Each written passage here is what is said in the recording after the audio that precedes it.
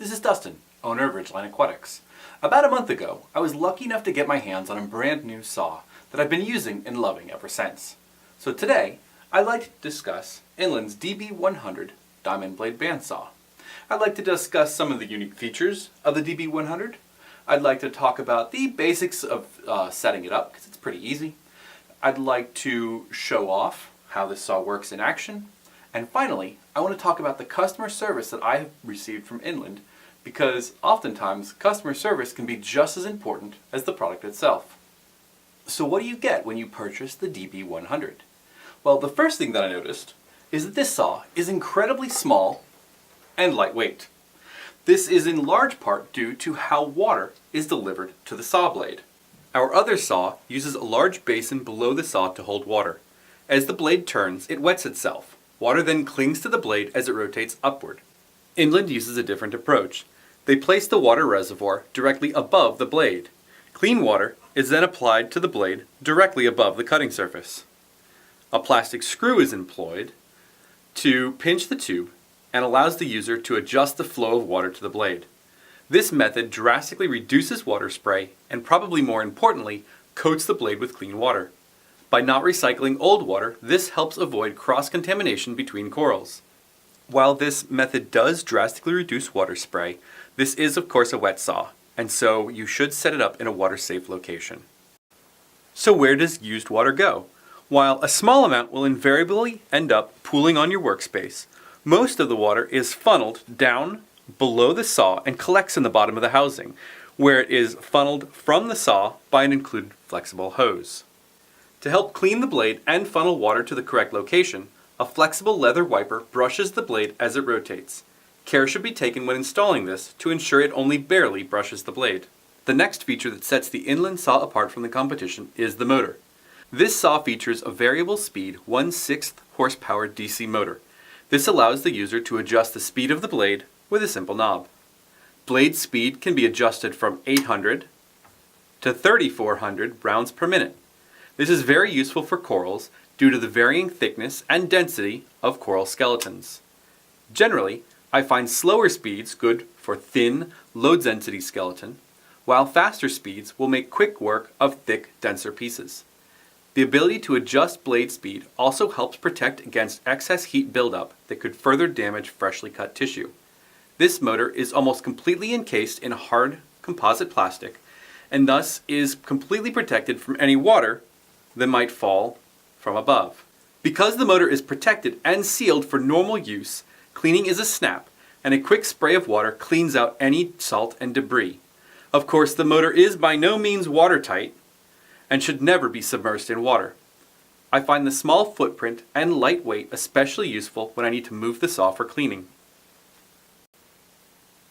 Right out of the box, this saw was designed with ease of use in mind. The saw is delivered mostly assembled, as you can see here. The few steps required to get this saw up and running are very simple and only take a short period of time. Inland's steel diamond blade needs to be fitted into position by pulling down on the upper wheel and aligning the blade with the wheels. This would probably be easier with two people, but was not difficult at all for me to accomplish alone.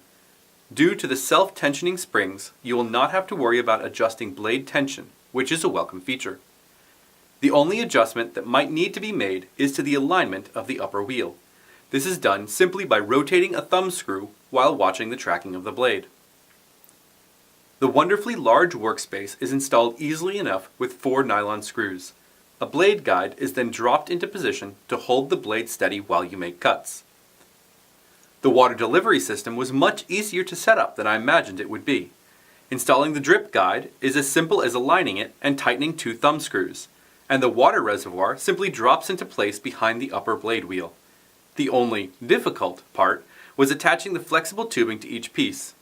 As per a suggestion in the directions, a bit of hot water softened the hose end and allowed it to slide into place with only a little bit of frustration.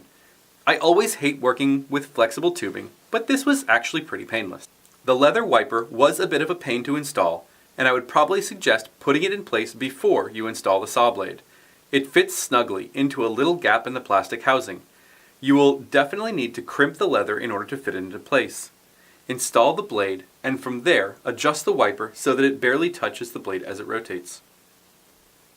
Now that we've taken a look at the features of this saw, as well as installation, let's get to the most important part. How well does it work? Fragging coral with this saw is a breeze and very enjoyable. I have been very impressed with the water drip system used to cool the blade. There is nearly zero water spray and really hardly any random drips. In fact, the first time I used it, I didn't even think it was working correctly until I pinched the blade and saw water pool on my gloves. At first, I was worried about how quickly water would be depleted from the reservoir, but it always lasts much longer than I expect and is very easy to refill. I have found that the blade is held very firmly in place due to both the blade cert and the adjustable upper guide.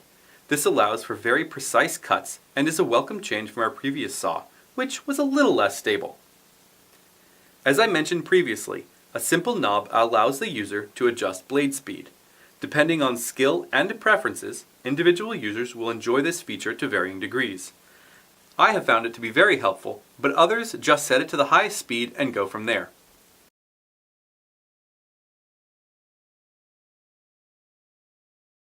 Before concluding this review, I want to discuss something very important: customer service. When we received our new saw, we actually noticed that one of the support legs, was broken. Now it's really broken. I was contacted incredibly quickly by Inland, and it turns out the fix was very, very simple. They simply sent me a replacement leg. The legs are attached by 2 screws at the bottom of the drill or saw, and fixing it was the work of about a minute. So within a couple of days of contacting Inland, I had a new saw leg brace, and I had fixed it, and I was off fragging corals like a champ. Score 1 for both product design as well as customer service. While I certainly loved our old saw and still think it's a great product, now that I have a choice, I've been finding myself using this saw when fragging corals. The adjustable motor, the drip water delivery system, the lightweight for ease of cleaning, as well as the stability of the blade, all put this saw over the top in my opinion.